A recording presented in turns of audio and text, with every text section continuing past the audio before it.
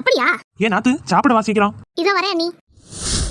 சாப்பிடுங்க தே. நெய் தோசை ஆறி போச்சுன்னா நல்லா இருக்காது. இதோ சாப்பிடே வருவோலே. எங்க என் மகள் கணா? அவ போன் பேசிட்டு இருக்கா தே. எங்கிட்டு எப்ப பார்த்தாலும் இவளுக்கு இதே பொழப்புறேன். ஏடி வரியா இல்லையா? ஏய் சாப்பிட வா. இந்த வரேமா 2 minutes. இங்க பாத்தியா மருமகளே, இப்போ கூட நான் கூப்பிடுறேன், அவ வந்து 2 நிமிஷம் சொல்லிட்டு இருக்கா. சரி விடுங்க தே, சின்ன வயசு தானே, கொஞ்சம் பெருசாக மாறிடுவா. நீங்க சாப்பிடுங்க தே, அவ வந்து சாப்பிடட்டும்.